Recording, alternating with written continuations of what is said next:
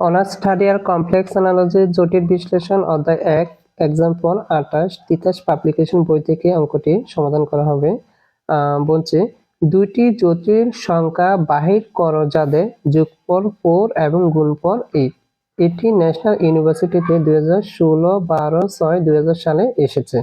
যেমন সাপোজ এখন আমরা অঙ্কটি সমাধান করব। দেওয়া আছে দেওয়া আছে দেওয়া আছে বলছে কি দুইটি জটিল সংখ্যা, তো এখানে হচ্ছে লেখা যায় দুইটি জটিল সংখ্যা, দুইটি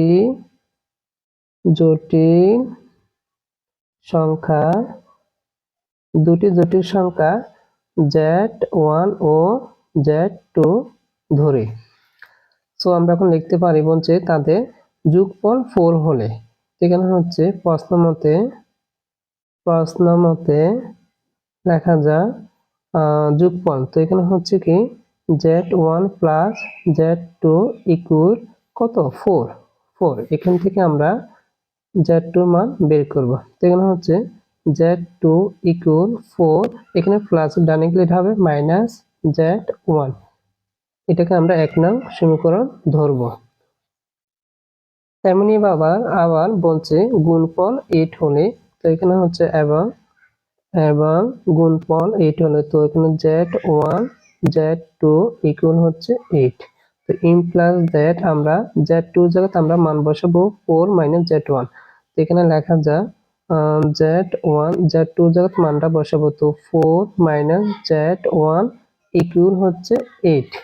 ইমপ্লাস দ্যাট এখন আমাদের Z1 দ্বারা কি করতে হবে, 4 কে গুণ করতে হবে, মাইনাস এবং কি Z1 গুণ করতে হবে, তো Z দ্বারা এটাকে গুণ করলে Z1 4, এরপরে মাইনাস Z1 স্কয়ার ইকুয়াল হচ্ছে 8।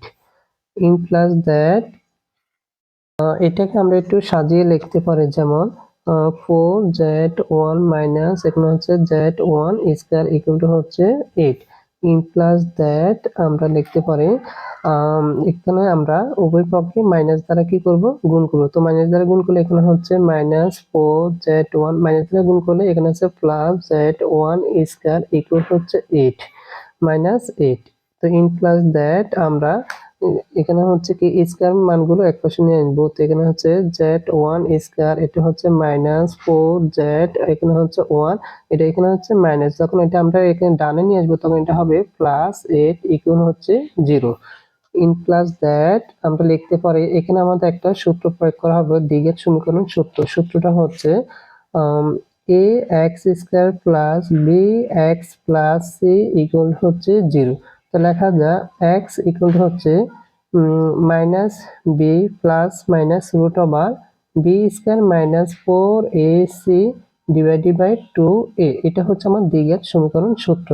এই সূত্রের মাধ্যমে আমরা এখন অঙ্কটা সমাধান করব। যেমন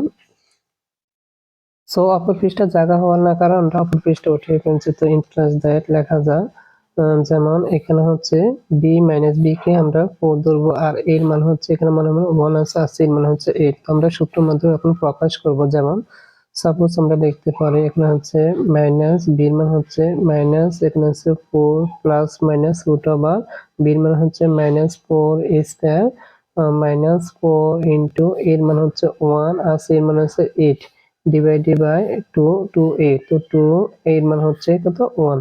তো ইমপ্লাস দ্যাট আমরা লিখতে পারি মাইনাস মাইনাসে প্লাস, তো এখানে হচ্ছে 4 প্লাস মাইনাস রুট ওভার, এটাকে আমরা বর্গ করলে হচ্ছে 16 মাইনাস, আর এখানে হচ্ছে যখন গুণ করব তখন হচ্ছে 32, এরপর হচ্ছে 2 একে 2। তো ইমপ্লাস দ্যাট আমরা এখানে লিখতে পারি এখানে হচ্ছে 4 প্লাস মাইনাস রুট ওভার যখন 32 থেকে 16 যত মাইনাস, সেখানে হচ্ছে 16 ডিভাইডেড বাই এখানে হচ্ছে 2।